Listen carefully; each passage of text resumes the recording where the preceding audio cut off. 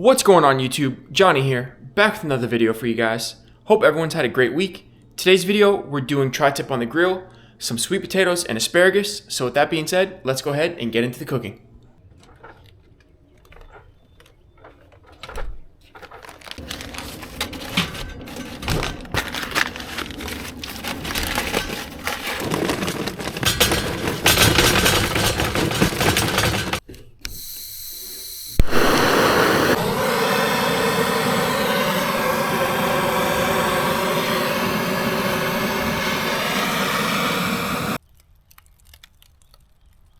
Alright guys, so I have the main chimney here going already, and then off to the side are the little baskets because we'll be cooking the tri-tip on an indirect heat. So I've just preloaded these with some coals, and then once these are all lit and ready to go, I'll dump half in one basket, half in the other. Alright guys, so while the charcoal is heating up, we're going to go ahead and prep our potatoes. So for the sweet potatoes, what we did, we washed them off first, and then we dry them off, and then I also have our aluminum foil, so then you'll just wrap it up like this and then tuck in the sides, and just like that it's good to go. And we'll throw these on the grill with the tri-tip when that's ready. And just in case, see the new handlebar and beanie combo, so new look for the videos. Alright guys, and for the meat, what we have is about it's a 3-pound tri-tip, and it's personal preference for when it comes to trimming the fat and how much you want to trim off.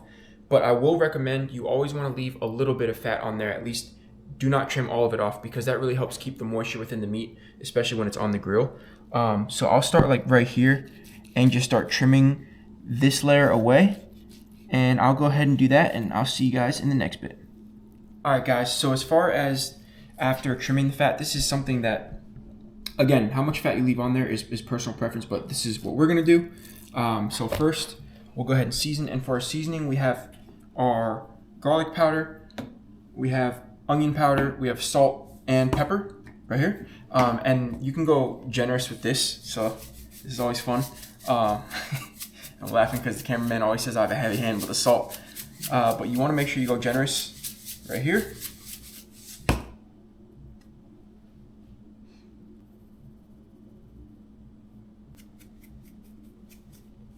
Boom. Then you can rub it in, make sure it gets everywhere, that you cover the tri-tip itself, and then we'll flip it over and we'll season this side as well. And a helpful hint too, we're doing indirect heat, but when you put it on the grill, you always want to do fat side up, so that way when the meat cooks and as the fat cooks, the juiciness from the fat sinks down into the meat, and not, if the fat was facing down, it would just fall through the grill. So all that goodness stays within the tri-tip itself. And then again, make sure that it covers the entire surface of the tri-tip. Alright guys, so your charcoal is ready when you no longer see smoke coming up. And another signal that is done is when the top layer of the charcoal is turning white. So as you can see, for the most part, all the smoke is gone, absolutely. But then for the most part, all the charcoals on top are white. So what I'll do, I'll dump half in this basket right here, half right here. Go back. Boom.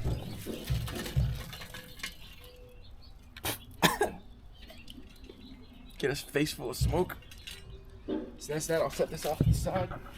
Alright guys, so we went ahead and placed the grate on. We let that heat up, and then we'll just brush it and clean it off. And as you can see, that's why you want to clean it, because that's from previous use. As I lose some hair on my hand, but that's alright. So I'll go ahead and clean this off, and then see you in the next bit. Alright guys, and here we go, indirect heat, as I said, and we're keeping the thickest part of the meat toward the hottest part of the grill. Alright guys, so it's time for the potatoes. We are actually doing our sweet potatoes indirect heat as well. So we'll just place that around the meat. 2, and then 3, like that. And for our cooking time and temperature on the meat, we're gonna keep this around, I'm gonna keep it around 325, 350. And personally, we like ours slightly pink, which is about medium well. And it depends on the size and weight of the meat that you have for the cooking times and the temperatures. But after trimming the fat, I'd say ours went from about 3 pounds to around 2.5, or somewhere, give or take. But for about this weight, around 2.5 pounds, medium or rare would probably be around 15 to 20 minutes. Medium rare would probably be about 20 to 25, and then medium well would probably be 25-ish to 30 minutes, and then well done would probably be around 30 minutes. But again, it all depends, or per pound, by the way, minutes per pound. So since we like ours medium well, slightly pink, we'll be close, to like an hour and some change. But we'll keep an eye on that. So just make sure whatever you do, you calculate your cooking time per pound. So that's that, and here is our setup. We are doing roasted asparagus. Quick little side note: you never really want to cook the entire asparagus itself, because as you can see, the bottom parts right here are really stringy, and when you cook them, it gets pretty dry and tough. So a cool thing about that, you can actually skip cutting them in half, and what you can do, you can grab, it doesn't matter, you can just grab a handful at once and you can just snap them in half, and the asparagus will naturally just snap like that. And you can take your scraps, throw them off to the side, and then here, as I almost sent it flying, would have been a 3D movie for you guys. But here's the part that you'll be cooking. So I'll go ahead and finish this pile, and then we'll give them a rinse. Alright guys, so it's been about 40 minutes. So here's what it's looking like. So what we'll do, yeah, looking good. So what we'll do is you can either quarter turn, or like this, or you can, come on, cooperate. There we go. We can flip it over, and now that we started with the fat side up, a lot of that has already absorbed in the meat, so that's good. And then what we'll do with the potatoes, we'll do a pinch test to see if they're still really firm. So what you can do is, if that's the case, I'll just rotate them a little bit and I'll put them on direct heat, and that way they can cook way faster than that. So we'll continue to monitor, and that's our current update. Alright guys, so we are going to prep the asparagus now. So they were draining in the colander, and what you want to achieve with this is, because when you're roasting the asparagus, if they're wet, they can become mush when you put them in the oven. So you can just take, lay them out, take an additional towel, and you can just do a tap and press, and then you can also give them, rotate over them and roll it a bit too, so that way you're getting every surface of the asparagus. So as I said, that's the main achievement of what you want to do. You just do not want them to be wet. And speaking of achievements, we are currently at 160 subscribers, so thank you all so very much for all of your continuous support here on the channel. I truly appreciate it, and we're on that road to 200, so let's go ahead and make it happen. And like I said, that's my next big achievement here on the channel. Alright guys, so right here we have the asparagus. We have our tray lined with parchment paper. So first, we'll go ahead and coat the asparagus in some olive oil, and then like this. And then we have the tongs here, and what we'll do, I'll move that just in case it was in the way. We'll just go ahead and make sure that each asparagus is covered evenly. Alright, so for the next step, what you want to do is, when it comes time to put it in the oven, and especially seasoning too, because that helps make sure that everything has a nice even coating on it, you want to make sure that it's a single layer. As I said, for seasoning, to make sure it's evenly coated, and then especially when you go to roast it in the oven, making sure it's a single layer, because that gives it an even cook as well.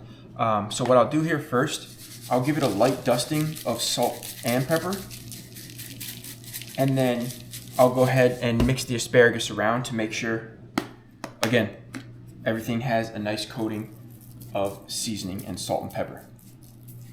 So just like that, and then you can mix around. Alright, so here we go, and for the oven we have it set at 400 degrees, and we'll do it from anywhere to, I'm gonna play musical trays and move that around, anywhere from probably about 10 minutes, but we'll just keep an eye on it, maybe 15 minutes. But the biggest thing is just keep an eye on it, and kind of going back to the creativity. You can roast whatever vegetables you prefer and whatever your preference is. So you can do a mixture of asparagus, cauliflower, Brussels sprouts, broccoli, all sorts of things. So it really just depends on what you like and what you prefer, and that goes back to one of my favorite things about cooking. You just get really creative with things. So that's that, and we'll go ahead and keep an eye on that. All right, guys, so it's been about another 20-ish minutes, and right here is what we're looking at. So the meat is good.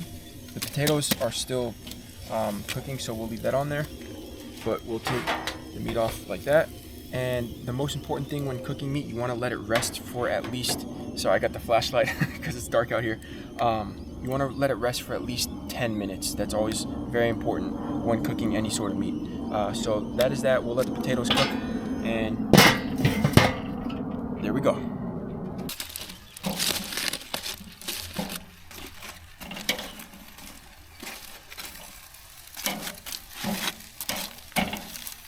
Guys, so it's been about 10 minutes for the asparagus, and as you can see, and I'm gonna go silent so you guys can listen to the sizzle.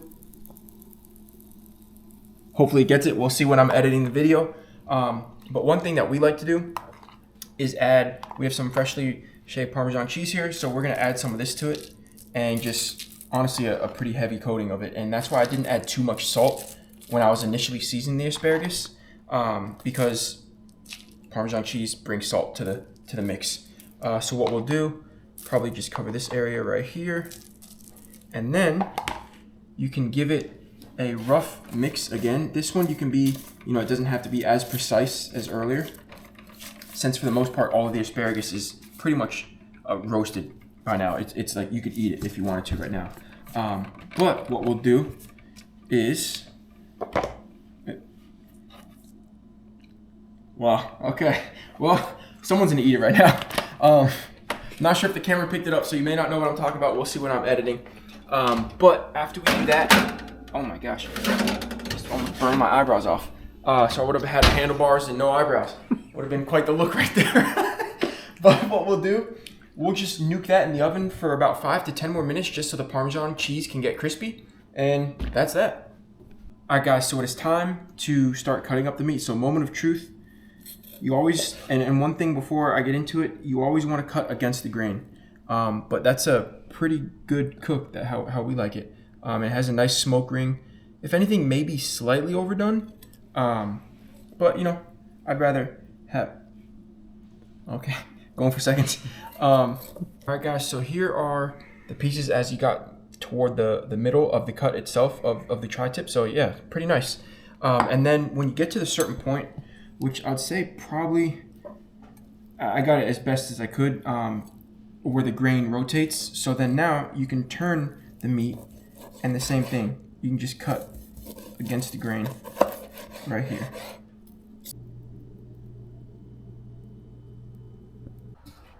All right, guys, and for the potatoes, as you can see, the pinch test, they're good to go. Boom.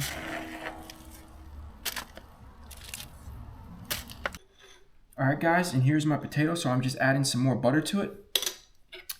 And then I'll take the fork, mash it around, make sure the butter gets melted everywhere in that potato as it takes up my entire plate. But a secret to making a sweet potato even better for me is I'll also add on top of on top of the butter, I'll add some brown sugar, and we'll just mix that around. We'll sprinkle some marshmallows on there. And if you guys haven't tried this, I highly recommend that you do. This takes the potato to a whole nother level as far as tasting great. So that's the potato. I'm definitely gonna need another plate because it's taking up the entire plate. So I'll go ahead and grab that plate and see you then. All right, guys, and I forgot to mention in the previous clip, after you add the marshmallows, a helpful hint too is you can just kind of, same thing with the butter with the fork, you just mash the marshmallows down, and that way it helps them really melt in all that butter and brown sugar. So there's the potato plate, and for the second plate for dinner tonight, we have the tri-tip and asparagus. Alright, guys, and that concludes today's video. As always, thank you so much for stopping by, tuning in, and supporting me in this channel. I truly appreciate it. Make sure to click like, subscribe, and hit that notification button so you don't miss when I upload here on the channel. But I hope you guys have a great weekend, have a great upcoming week, and I'll see you in the next one. Take care. Peace.